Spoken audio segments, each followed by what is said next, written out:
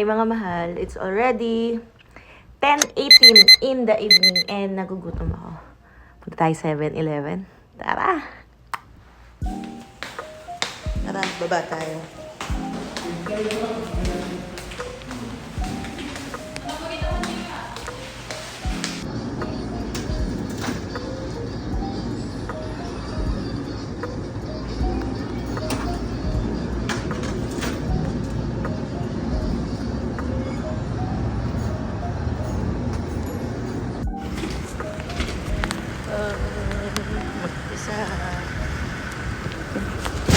Oh, di ba? Ang bilis. Nandito na ako ulit sa unit, mga mahal ko. And check natin kung ano yung mga nabili ko.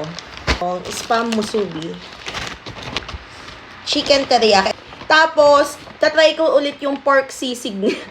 Nung college ako, ito yung pagkain na sumasalba sa amin. Kasi, parang nasa 29 pesos lang to noon.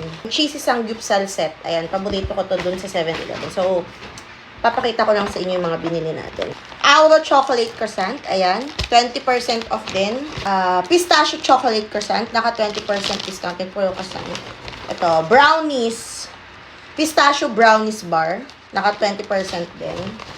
Auro chocolate fudge brownie. Ayan. 20% din. Gimbap. Ayan. 20% din. Hindi siya hindi siya dessert. So, dito siya. Slice cake. KitKat. KitKat. Biscoff! Ayan, may Biscoff biscuit siya sa ibabaw. Ito rin may KitKat. So, ito na yun lahat, guys. So, titikim lang tayo kasi syempre, nakaka-calorie deficit pa rin naman tayo. Pork sisig. So, ito yung texture niya pa rin. Pasintabi sa mga kumakain na ayaw daw nila yung ganitong texture ng sisig ng 7-Eleven. Thank you, Lord. Gawin pa rin lasa. Samahan natin ng kanin. Ito lang sumasalba sa amin dati. Nung college kami. 29 pesos lang to dati. Sayang wala yung giniling. Ganito itsura niya, guys. Kain tayo. Tignan natin. Ang tamis. Pwede na. Cheesy samgyeopsal set. Pork to napili ko. So, meron silang fish cake, kimchi, egg, pork, then yung sauce nila. So, first bite. Yung may cheese, syempre. Tapos, lagyan natin ng kimchi. Tapos, lagyan natin ng sauce.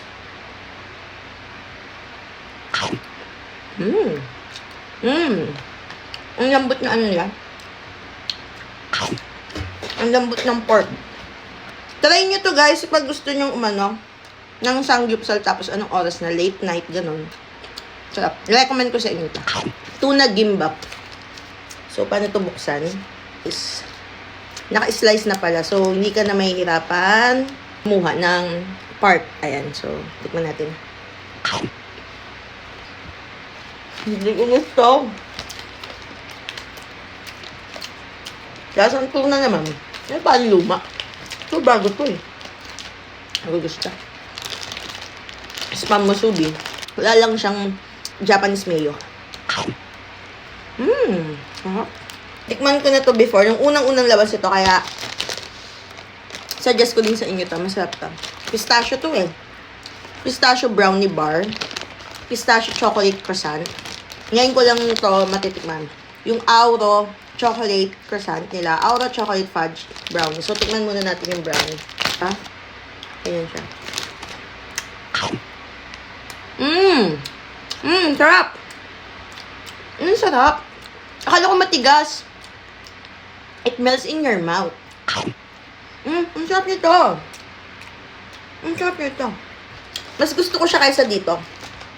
Pistachio brownie bar. So, ito yung itsura niya.